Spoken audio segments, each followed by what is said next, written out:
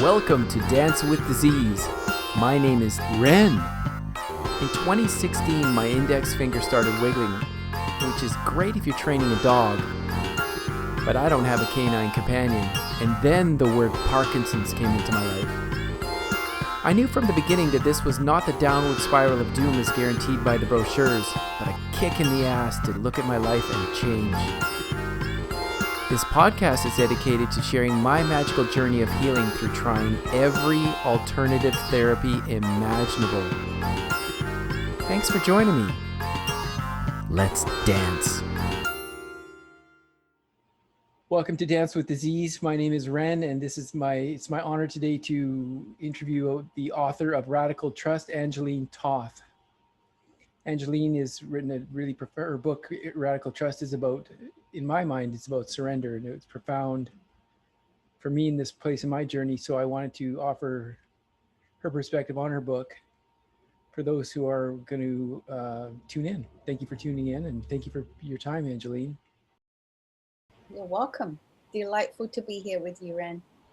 Your book has multiple stories about times in your life when you had surrender, because I don't want to give away the book because we'd like people to be able to experience the book themselves. So the challenge was for us to articulate the essence of the book, which is about surrender, listening to those messages. And it would seem that the period of finding opportunity for messages is, or how did you become aware that messages are worthy of listening to and heeding? You know, you mean the voice, the inner, when you know it's different than the ego voice that's telling us all kinds of things all day long. But the deeper messages that come from a very deep and profound place. I think consciously, more so after I had a few kind of very life challenging situations, when I was confronted with my absolute terror and fear. It was after that I started to become more aware. In fact, it was through one particular situation that was so profound, there's no way I could ever not know it. You know, it's like once you know it, you can't not know it ever again. And that was a situation of really about how Xenia, the retreat center, came into my life. I was literally in Bush in these hot springs with my boyfriend, and I was being downloaded kind of a message that I was to go back with my husband, who I'd been separated from for a couple of years.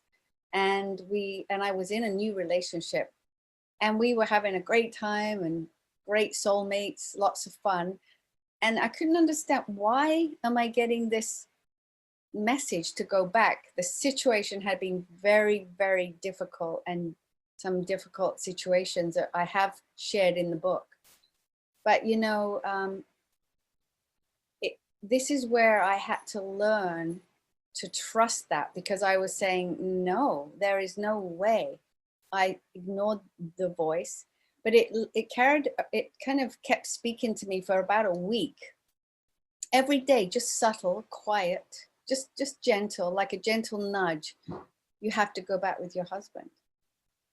And anyway, I no. But then one day, back in Vancouver, actually, I said, okay, I guess this is what's being asked of me. I guess I have to do this. My boyfriend didn't like the idea. But funny enough, when I told him why I felt I had to do this, he said, well, you heard a voice when we were in Bush. He says, I did too. He also got the message I had to go back. He said, but you don't have to listen to it. You don't have to. You have free will. I said, well, I have to. I have to listen to it. And that's all I know. And I don't know why. But I have to listen. Long story short, I did go back out, uprooted our daughter. She was 3 years old or so at the time. I uprooted her. A lot of my friends were saying, you're crazy. What are you doing? You're sabotaging your life. One friend wouldn't speak to me. She said, you are literally sabotaging yourself. People were angry at me. I said, I don't know. I can't explain it, but this is what's happening. So we got back together. My husband was delighted to get the family back together. He wanted to do that. And it was only a couple of weeks that things were, well, the way they were when I left. And I couldn't understand, well, why did I go back? 3 months and 12 hours later, after really a lot of trying to work it out, dedication and focus to work it out, we had a lot of clearings together. I really, really wanted to work it out, but it wasn't going to happen. So after 3 months and 12 hours, I got another message. Very clear. I was sitting in my car and it kind of downloaded, you can let go now. What? Let go of what? Let go of the marriage. So I was a little bit confused, crazy, you know, like, have I lost my mind? I'm not listening to the right voice. I'm, you know, there's no way. So what happened, we did let go of the marriage. And I did not understand this for 1 year. It was a whole year of self-doubt. What have I done? Silly me.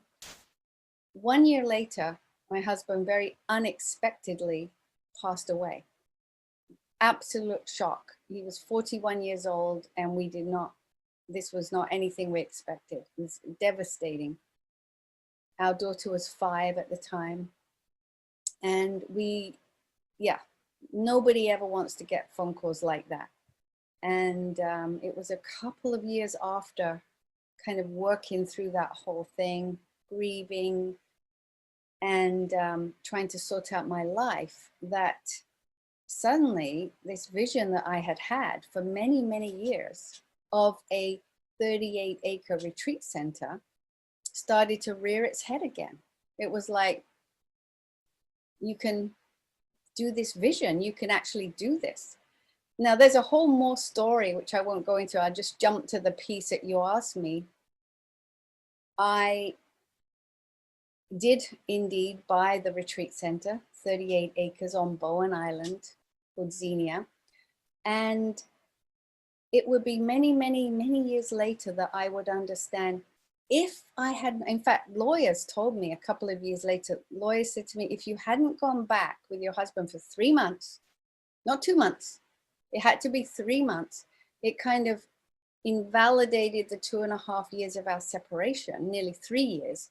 And it was considered, instead of a de facto divorce, it was considered as I was still fully legally his wife. And so everything came to me that otherwise would have gotten held up in courts, would have maybe never come. But it came, and it's years later I see the absolute purpose of this retreat center, and it was meant to be.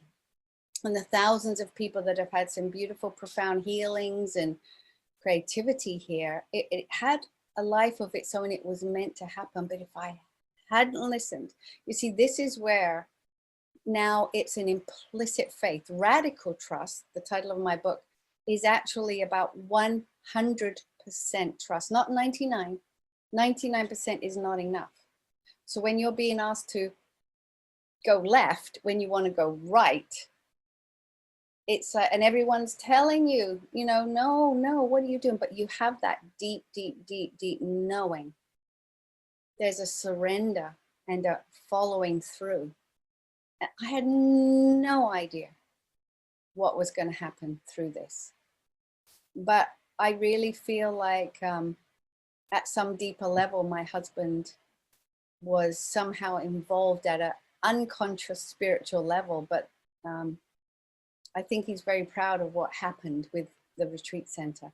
But that was the absolute knowing where I learned radical trust.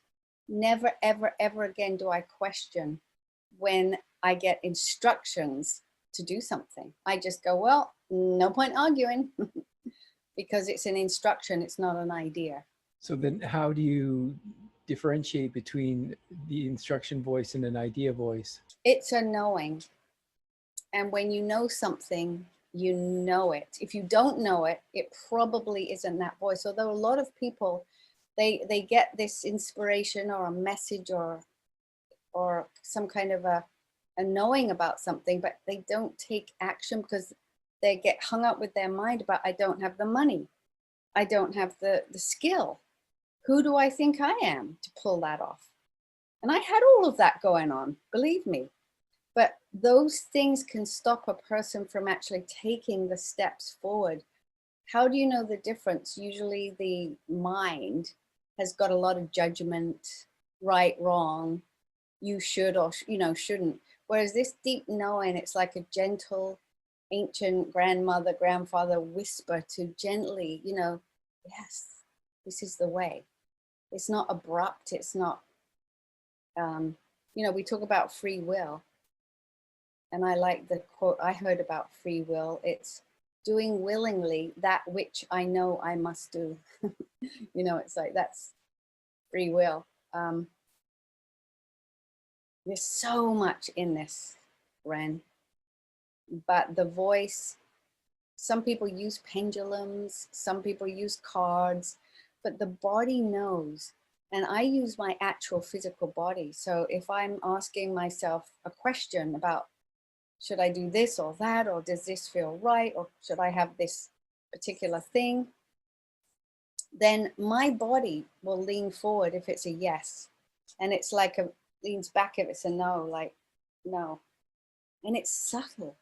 It's so subtle. That's why we have to pay attention and get present. If we're full of, stories and judgments and this is and that, we can't hear and feel the subtlety of the messages coming to us. Yeah, totally. That's very much congruent with the conventional experience of the average Canadian or North American, I guess, maybe Westerner. So then you went through, there were 4 pivotal stories where the pressure and the stress and the fear must have been intense. How did you navigate that? Today, it would be very different, but then I didn't have the conscious awareness that it wasn't about me figuring it all out, fixing it and doing it. I didn't have the surrender yet of knowing that it would all be handled. I just had to show up for it and I'd be guided every step of the way. I didn't have that in place. And like we really can learn without pain, but most people cannot learn without a 2x4 across the head I was, that's where I was at for those major life lessons that I went through. I had to be whacked across the head. I had to go through very difficult, very, very difficult experiences. So surrender not like, oh yeah, I surrender. It doesn't happen that way. Surrender is part of the great mystery. And it happens when it happens, not when you say so. And so I had to learn the difference and to know when to just, and sometimes it's about stopping and not knowing anything. Is it okay to stop and sit in the nothing and not know? And it's if you're not clear and you don't have the knowing, it's not time to know.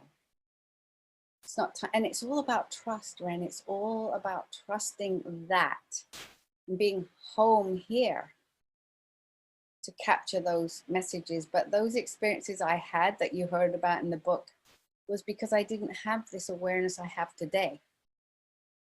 Today I would be going, oh, okay. Like for instance, when the border closed and my retreat center had to shut down for 1.5 years, and another business I was involved with closed after 15 years. So where in the past that would have taken me for a nosedive, I'm like, oh no, what am I going to do? Instead, I just said, oh, that's interesting. Oh, wow. I wonder what Great Spirit has in mind next. Really and truly, I'm not just saying that. I really was so at peace and trusting. And if it, we'll see what's coming next.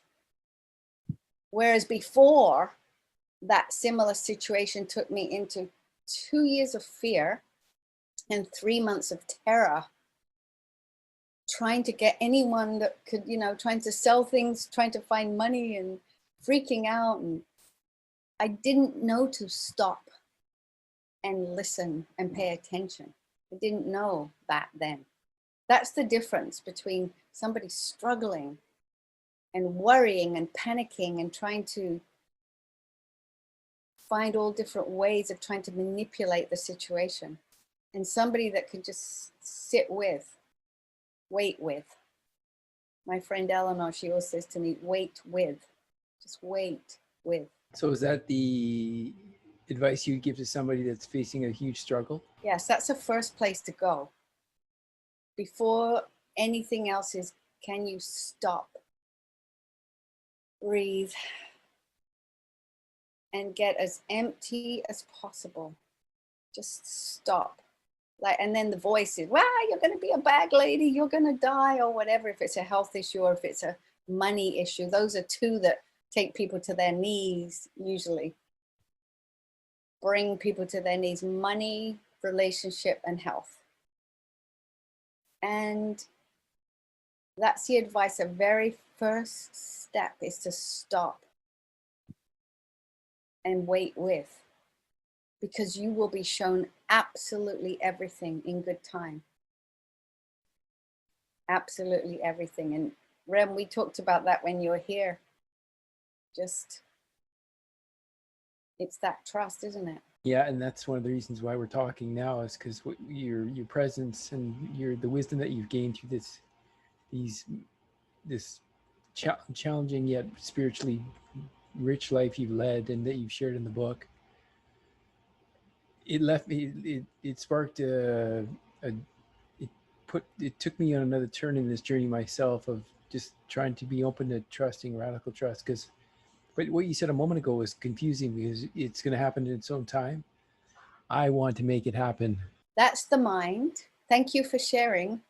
Thank you, mind, for sharing. And the little child in us, we have to have a lot of compassion for the child that wants to know, that wants this and that. And it's almost like settling all parts of ourselves down, like the adult home. One of the things through those things I went through, I really did grow up and become the adult. And I let my little child know I'm in charge and I'm completely hooked up directly. I'm in charge. You're going to be okay. Trust me. So the trust isn't coming really from outside. The trust is, can I trust myself? Once I can trust myself, I will know how to live. And so, yeah, of course, the parts of us want things to be different than they are. But again, I love Byron Katie's work, and she talks about, like that's insanity, wanting things to be different than they are, really. Because if I haven't experienced what they are, then I haven't received the message.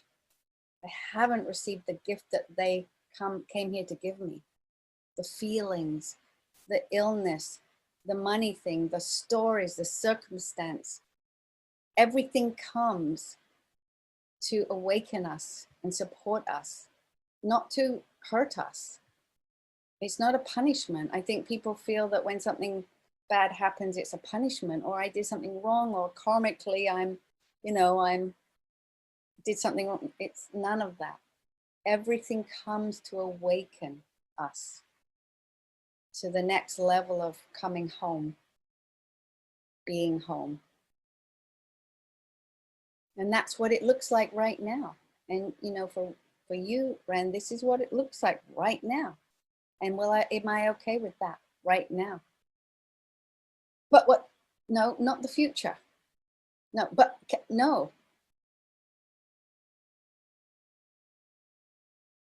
Can I sit in the not knowing?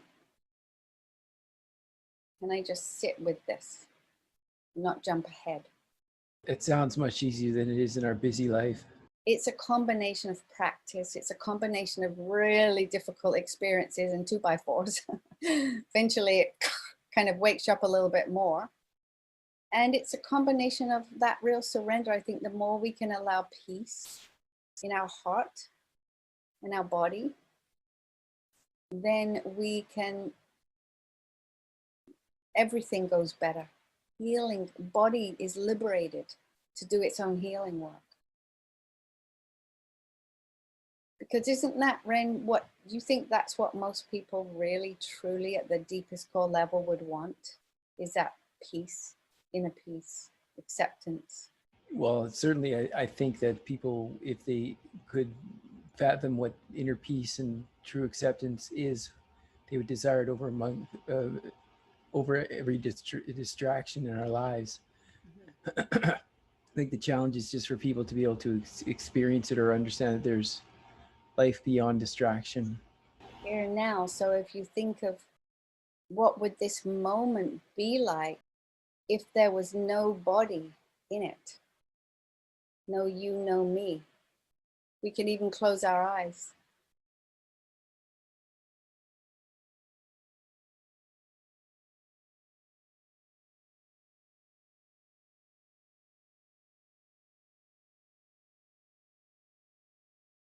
And keep breathing and just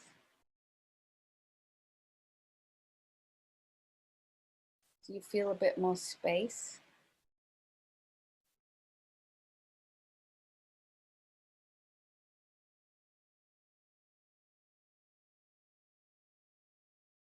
It's just a great question to ask yourself in a meditation, just as you sit on a bench or by a tree or in bed or whatever, just asking that question, what would this moment be like if there was nobody in it? Like I, who I think of as me, Angelyn, the person,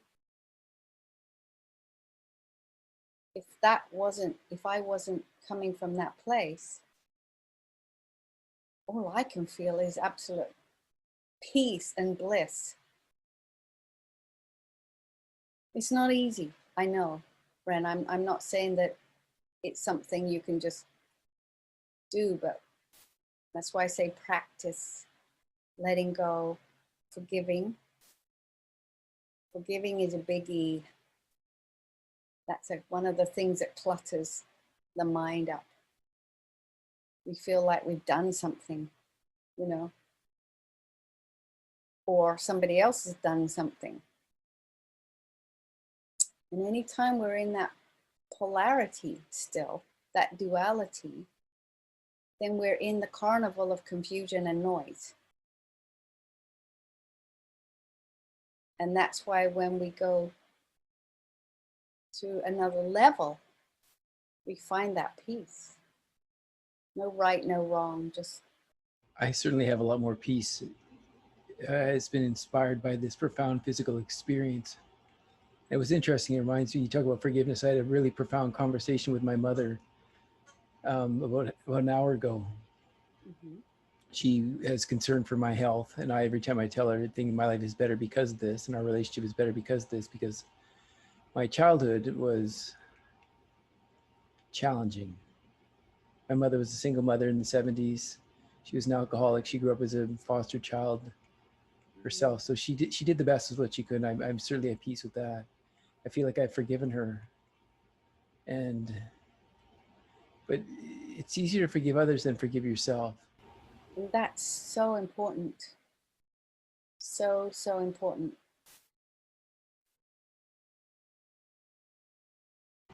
This has been awesome. Thank you very much for your time. So Radical Trust is available on Audible as well as through Amazon. Paperback. It's available on paperback on Amazon, and it's also available on Audible. It's also available at Xenia Retreat Center on Bowen Island. Yes. So are you offering retreats this year based on Radical Trust yet? I believe we have set something up for October, but if people just stay in touch with xeniacenter.com or angelyntoth.com, then you'll find programs coming up in the fall. We've just started. We had a group here last week and a group is coming in this week. So we're opening up again. And yes, I do want to do programs with using nature, silence, creativity for people to come and get in touch more and more and more with that trust, that space within, without, that can be, that relationship can be developed. Yeah, thank you so much for your time. You're welcome. Thank you for having the conversation with me.